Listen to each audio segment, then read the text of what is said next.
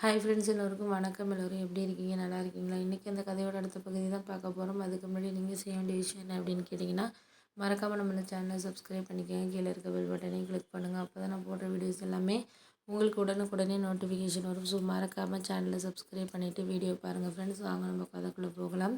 மறுநாள் நான் ஊருக்கு கிளம்புறதுக்காக ரெடி ஆகிட்டு இருந்தேன். ஆனால் அம்மா சொன்னாங்க, இன்னொரு ஒரு 10 நாள் இருந்துட்டு போகலாமேம்மா, ஏம்மா அப்படின்னு சொல்லிட்டு கேட்டாங்க. உடனே நான் சொன்னேன், இது மாதிரி இல்லைம்மா, அவர் ஏதோ ட்ரைனிங்க்காக போகணுன்ட்ருக்காராம். 2 நாளில் ட்ரைனிங்க்காக பெங்களூர் போகிறாராம்மா. அதனால் அத்தை மட்டும்தான் வீட்டில் இருப்பாங்க. கொஞ்சம் ஜுவல்ஸ் எல்லாம் வீட்டில் இருக்கனால தனியாக விட்டுட்டு போகிறதுக்கு அவர் கொஞ்சம் இதாக இருக்கிறாரு. அதனால தான் என்ன திடீர்னு மீட்டிங் நேற்று தான் ரெடி பண்ணி எல்லாம் சொல்லியிருக்காங்க. திடீர்னு ரெடி பண்ணதான். அதனால் போய் தான் ஆகணும். ஒரு 1 வீக் அந்த ட்ரைனிங் ப்ளஸ் மீட்டிங் அட்டென்ட் பண்ண போய் தான் ஆகணுமா. அப்போ தான் ப்ரமோஷன் இதெல்லாம் கிடைக்குமா நெக்ஸ்ட் இயரில் அப்படிங்கிற மாதிரி சொல்கிறாரு. அப்படின்னோடனே, சரிம்மா நீ அப்படின்னா ஓகே தான். நீ என் கூட வாயம்மா, இங்கே தனியாக தானே இருக்க போகிற. நீ அண்ணியும் தான் ஊரில் இல்லை.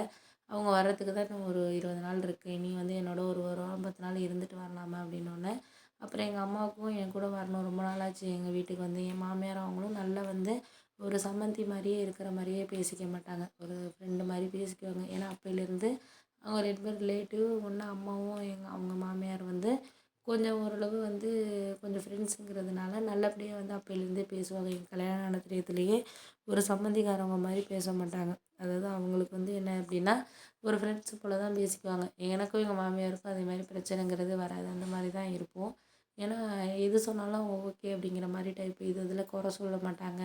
ஏதாச்சும் குறை கண்டுபிடிக்கிறது. நம்ம ஒன்று சமைச்சாலும் அது சரியில்லைனாலும் பரவாயில்லம்மா, கொஞ்சம் உப்பு போட்டால் சரியாயிடும், கொஞ்சம் காரம் தான், அது ஒன்றும் பிரச்சனை இல்லை, நம்ம தேங்காய் அரைச்சி ஊற்றிக்கலாம் அப்படின்னு சொல்லிட்டு அதை எப்படி சரி பண்ணுறதுங்கிறத நம்மள்ட்ட சொல்லி சமாளிப்பாங்களே தவிர, இது என்ன இப்படி வச்சுருக்க, இது என்ன சரியில்லையே அப்படி இப்படின்னு சொல்லிட்டு அதை குறை சொல்ல மாட்டாங்க. அதனாலேயே எனக்கு கல்யாணம் ஆனதுலேருந்தே அவங்கள ரொம்பவே பிடிக்கும். ஏன்னா எங்கள் அம்மா கூட சிலப்போ சொல்லி விட்ருவாங்க, இது நல்லாவே இல்லை, இது என்ன இப்படி சமைச்சிருக்க, கொஞ்சம் உப்பு அதிகமாக, இவ்வளோ அதிகமாக போட்டிருக்கே, என்னம்மா அப்படி இப்படின்னு சொல்லிட்டு பேசுவாங்க. ஆனால் இவங்க ஒரு நாள் கூட, கல்யாணம் ஆகி இப்போ 6 வருஷம் ஆக போகுது, ஒரு நாள் கூட இதை ஏன் இவ்வளோ அதிகமாக போட்டிருக்க, இதை ஏன் இவ்வளோ தான் பண்ணியிருக்கிற அப்படின்னு சொல்லிட்டு சாதம் அதிகமாக வடித்தாலும், அதை விடுமா நைட்டு சேர்த்து போட்டு நம்ம ஏதாச்சும் சேர்த்து ரைஸஸ் கிளறிக்கலாம் அப்படின்னு சொல்லுவாங்களே தவிர, வேறு எதுவுமே எனக்குன்னு குறை சொல்ல மாட்டாங்க, பண்ண மாட்டாங்க, செய்ய மாட்டாங்க. அந்த மாதிரி தான் நடந்துக்கிட்டு இருப்பாங்க.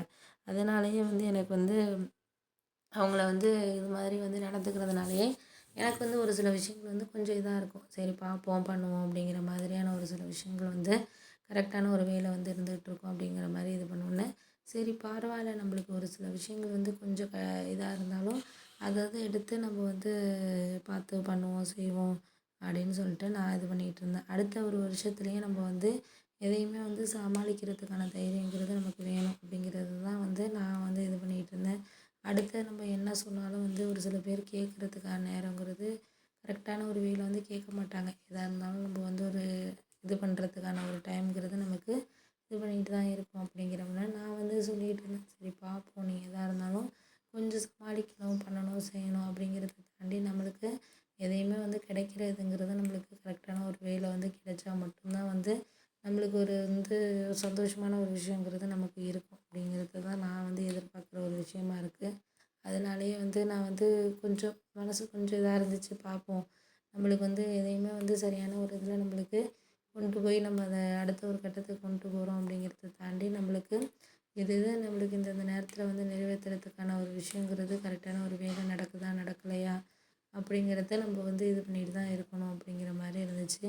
அதனாலேயே நான் என்ன சொன்னேன் அப்படின்னா, இது இந்த விஷயத்தில் ஏதாச்சும் இது பண்ணுறதுக்காக இருக்கட்டும், சரியான ஒரு பக்குவத்துக்கு கொண்டு போகிறதுக்காக இருக்கட்டும், நம்மளுக்கு ஒரு ஃபேமிலியில் உள்ளவங்க இருந்தால் மட்டும்தான் முக்கியமாக நம்ம எந்த ஒரு விஷயத்தையுமே செய்ய முடியும். அதை விட்டுட்டு நம்மளுக்கு இது சரியில்லை அப்படின்னாலும் நம்மளால எதுவுமே செய்ய முடியாது அப்படிங்கிற ஒரு காலகட்டத்தில் தான் நம்ம இருக்கிறோம்.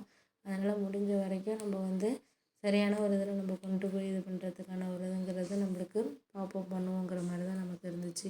அடுத்த ஒரு 2 3 நாளில் அம்மாவும் நானும் கிளம்பிட்டோம். அவர் உடனே கிளம்பி வர சொன்னதுனால குழந்தையும் அழைச்சிட்டு நாங்கள் ட்ரெயினில் கிளம்பி வந்துட்டோம். ஏன்னா எங்கள் ஊருக்கும் நாங்கள் இருக்கிறதுக்கும் 8 ஹவர்ஸ் ட்ராவலுங்கிறனால ட்ரெயின்லேயே வந்துட்டோம்.